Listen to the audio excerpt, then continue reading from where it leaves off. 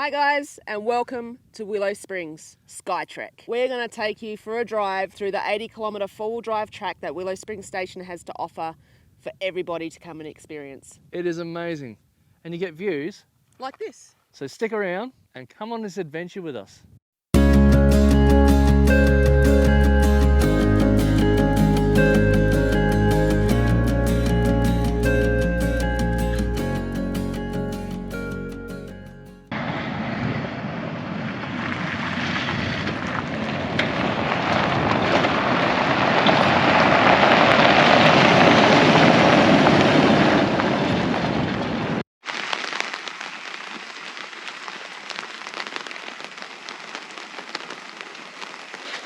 Well, good morning and welcome to the Flinders Ranges. What can I say? We're staying here at Willow Springs Station, which is sort of in the centre of all of goodness. There's plenty to see and do from this region, so we're gonna make the most of it. We just weren't expecting this rain, and then midnight last night, a bit after midnight. I don't know whether you can see. It rained, it did. Look at my fantastic hair. Can't even see it really. Oh, it's this. It's even better. Yeah. Yeah. Yeah. We had the last at least week of rain in Port Elliot in Victor Harbour. And we thought we'd come to the bush where it's going to be nice and sunny and warm, you know, above 20 degrees.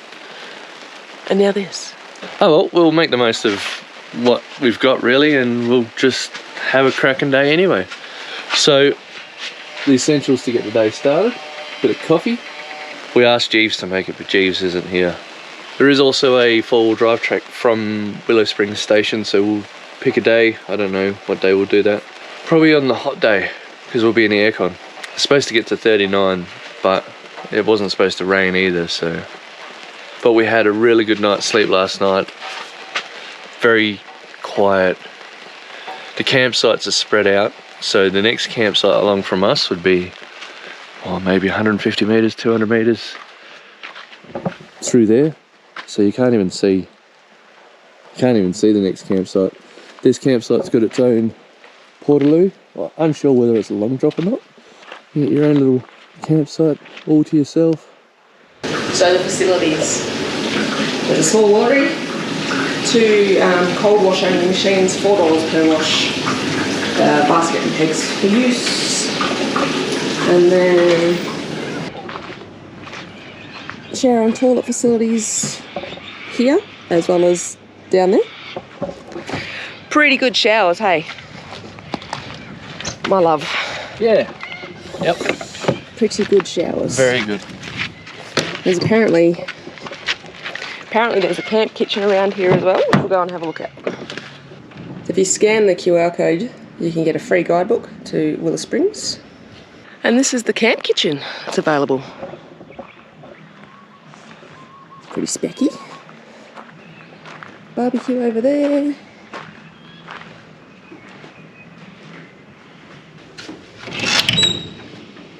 Now, when you check in, there is also Starlink is available at this camp kitchen. They give you a password to be able to log in to it. But yeah, it's a good little camp kitchen.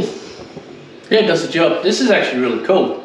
It talks about the indigenous people and how they lived in the area.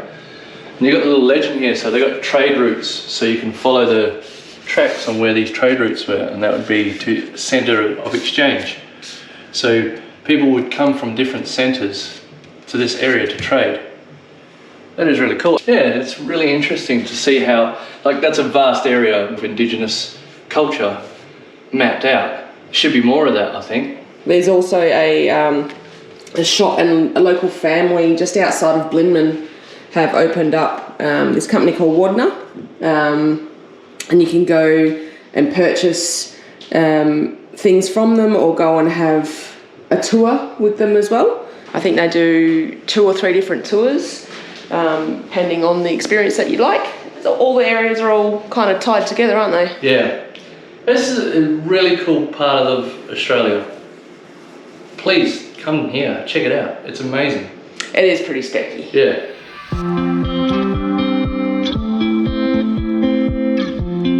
That says to set your trip meter here, 0.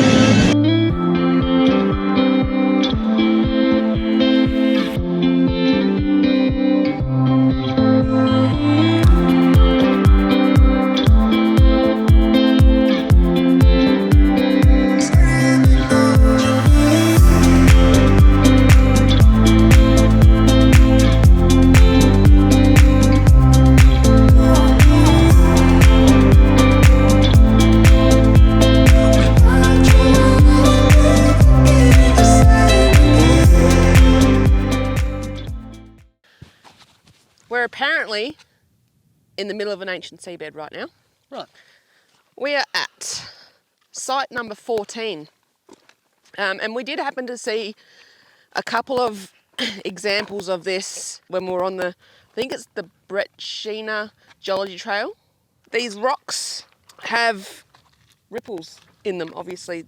About 500 million years ago, this area was a shallow sea until there was a buckling up of the earth and the pressures in the earth, which is causing a shift. The Flinders began to form and continue to rise with the earth movements relating to the breakaway from Australia and the Antarctic. That is kind of seen right now from the ripples and sharp edges of those mountains.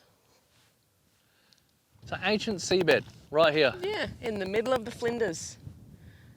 To look at it, you wouldn't think that we're standing in once was a seabed. Yeah. But here we are. It's a bit warm today too. We could probably go for a swim. Could do.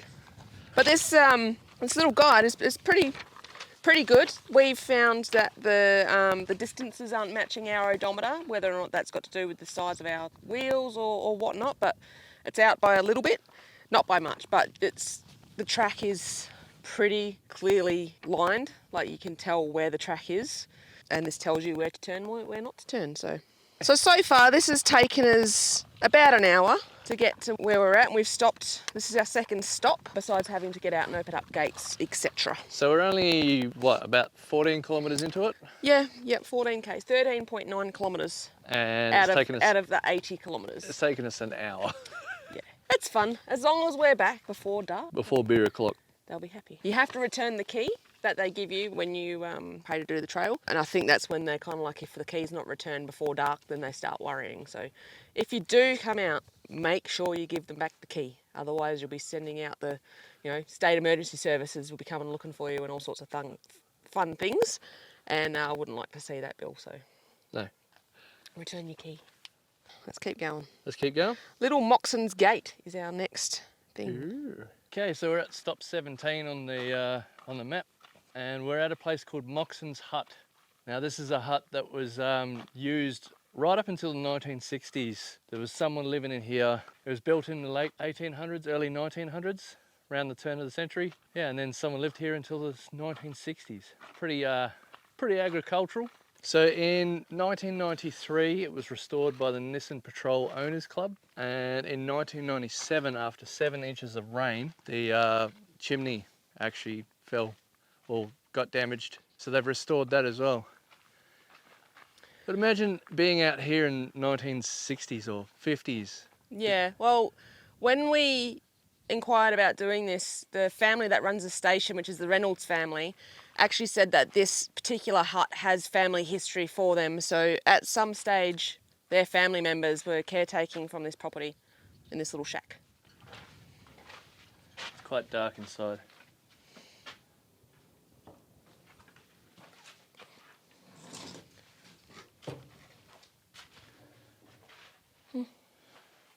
Some old beds.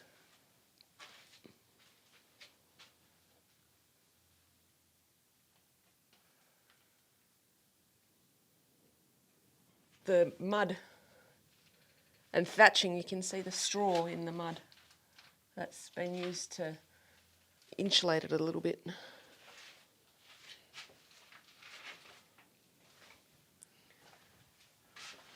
The old pantry or a refrigerator. This is quite typical of refrigerators and pantries in the day. I don't want to force it open, but they would cover it in hessian and wet the hessian to try and keep it cool. All right, should we keep moving? Let's keep trucking. I don't know whether I've said this enough, but it is very hard to find a terrible view in the Flinders Ranges. Just borderline impossible. Unreal how pretty it is. So that through there is Emu Gap to the east, and then you've got like this big valley sort of almost thing. So far, this drive, we've not done any engaging of four-wheel drive as yet. That's to come later, apparently, and that's also where I can't be held responsible for anything that falls out of my mouth. So far, it's not been a difficult drive at all, and it's been stunning. Yeah. Where there's 50 stops on this trek, and we're nearly halfway through those amount of stops, but we still have about 50, 60 kilometres to go, according to the guide. Yep. So, I reckon We'll make a mile. we keep going. Yep. Apparently we're making a mile, whatever that means, Mr. Graham Cahill. Got to make a mile. It's about 11:30, so we're about 2 hours in. We will be stopping shortly for the recommended lunch stop at spot 31. Right, Which hopefully is- there's some big shady trees there.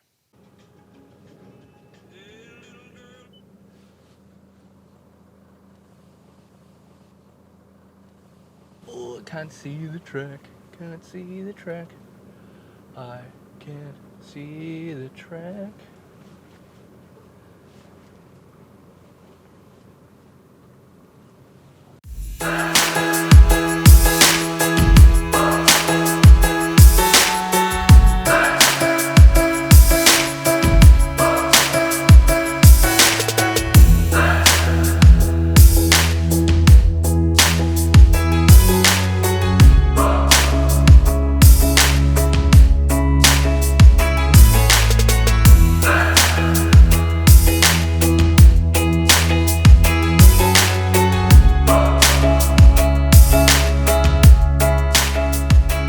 Bit of a roadside wrap. Or creek side. In the middle of a creek bed. In the middle of a creek bed wrap. So, the journey that we had from the previous lookout to here started to get a bit more four-wheel drivey. The majority of the track that we had previously was more like, I suppose, graded roads, a couple of creek crossings, etc. There was about a 4 kilometre stretch that was quite rugged. That led us to here, so we'll see what the next bit brings. We still haven't put the car in four-wheel drive yet. Probably could have for some of those sections. Look at this beast of a thing. So this was bought out here. I think this has been out here since the 1940s. Oh, well, no, sorry, it was acquired by the family in the 40s, by the Reynolds family in the 40s. It's been parked up here since the 19... Let me have a look at the... I need to look at the dates. Let's look at the dates. Oh, look at it, what a beast of a thing. An old grader. This is a Malcolm Moore grader. It was powered by a Fordson petrol or kerosene motor.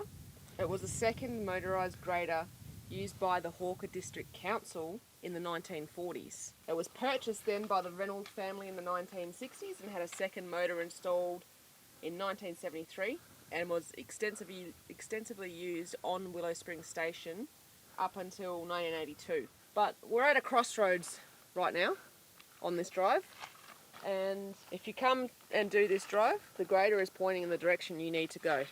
So we're continuing on straight. This crossroads is a emergency exit. If we needed to get back, it's the quickest way to get back to the caretaker's office at Willow Springs Station right now. Nearly 50 kilometres in. At the next stop, we're nearly 50 kilometres in. Well, there you go. On this 80k trek.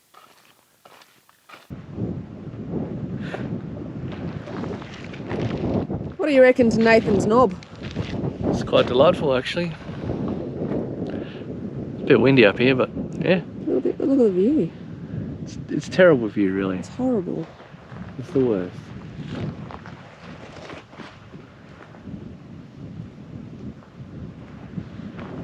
So far, pretty cool. Happy with it? I think from this lookout on a clear day you can actually see the rooftop of the neighbours from Willow Springs. Yeah, right. It's about 25 k's apart. Yeah, okay. Yeah. Well, there you go. There you go. Facts. Factoid. Dave's just filling up the water bottles out of the goon bag of hydration. The goon bag of hydration. Yeah. How's our TLX canopy, babe? You know what?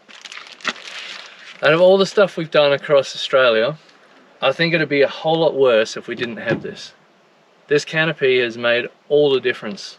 Well worth the money. It was a lot of money, but it's well worth it. It's an investment, really, isn't it? It really is. It has just made things significantly easier.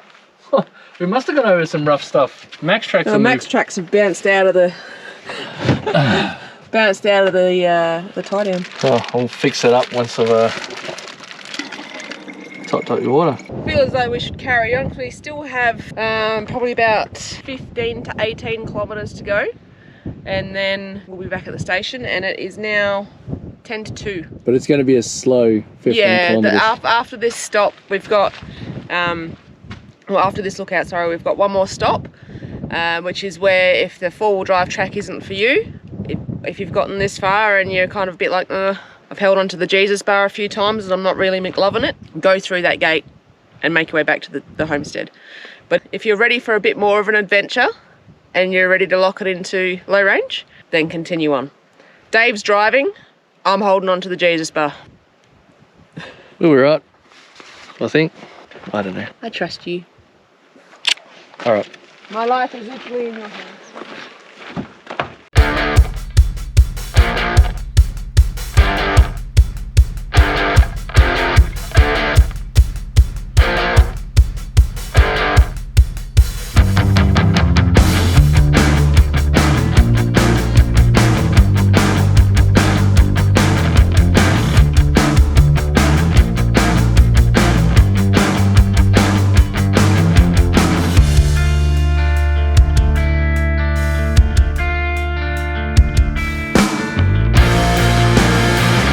Look, Mum, no hands. Put your hands on the wheel.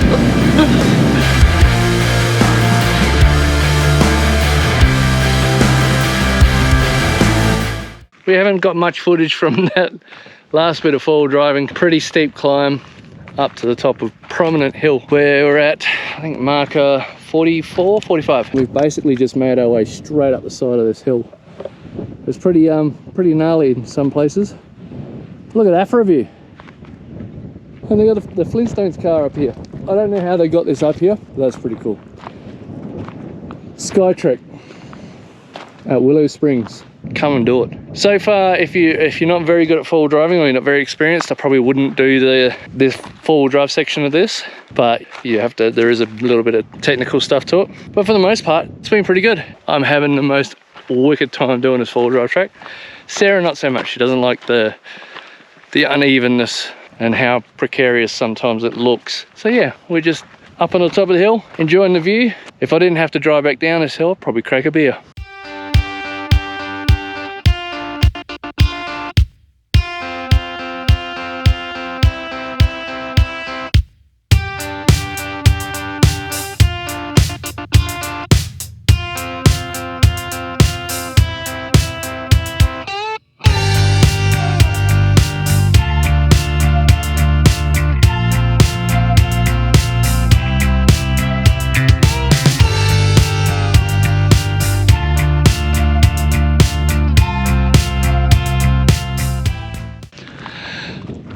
Wow, just wow. So that's Wilpena Pound over there, and this is on the Willow Springs Skytrek four-wheel drive track. It costs, I think, $65 to do the track. I think it's $30 a night for 2 adults to stay at Willow Springs campgrounds. More if you're booking some of the accommodation there, like the Jillaroo cabins and things like that. I think it's either $60 or $65 to be able to do this trek, this Skytrek, and you can see why they call it Skytrek. Not gonna lie, I've been white knuckling it a little bit.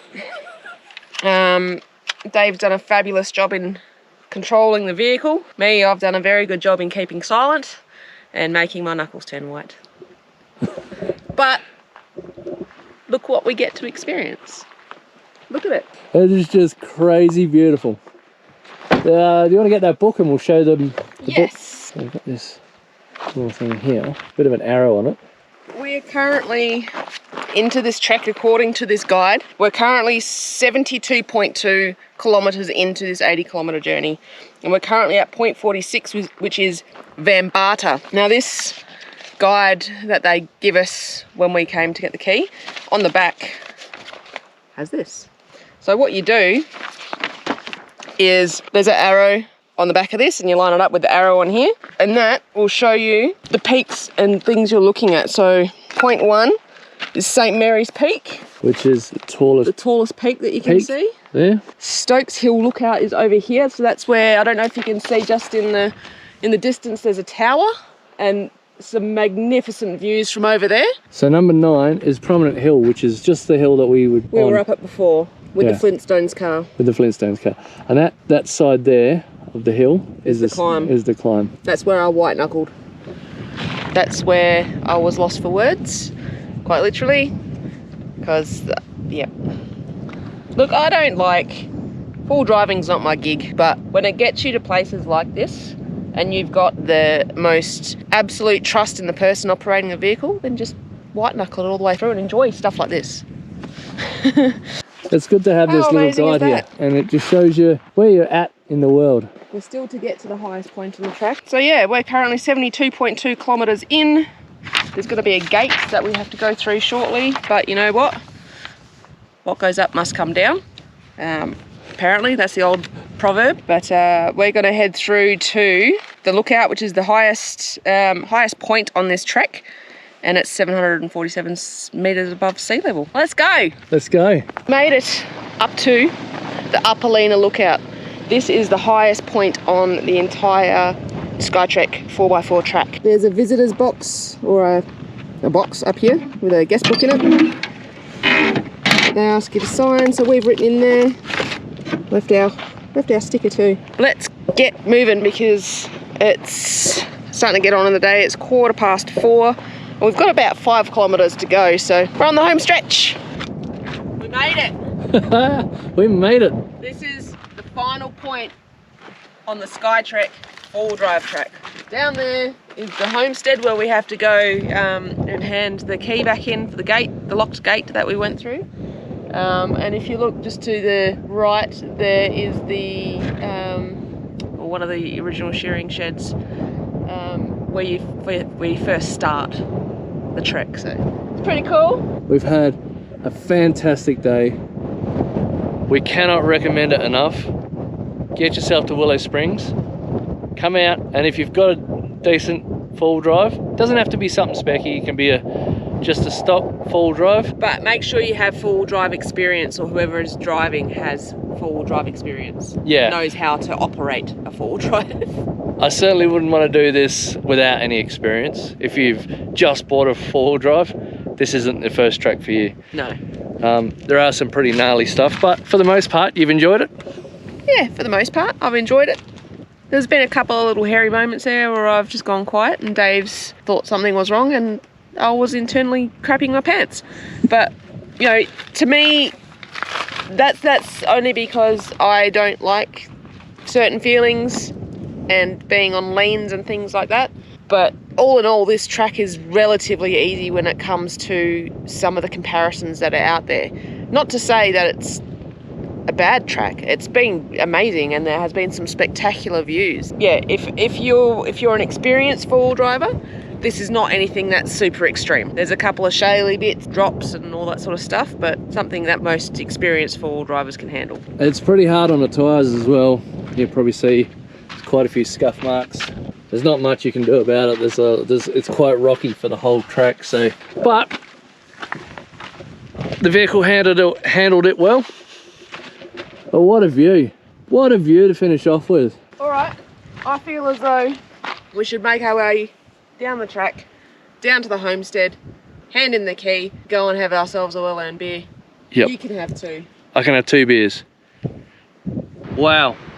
what a four-wheel drive track that was. It was amazing, wasn't it? We really enjoyed that. The Skytrek four-wheel drive track at Willow Springs Station. Put it on the list of things to do. It is a really cool thing to do. You got to see a lot of the region that you wouldn't normally see. Definitely an experience to have. So make sure you get out here, check in at Willow Springs Station, do the Skytrek. You won't regret it. That's it for this episode, guys. Thank you very much for watching.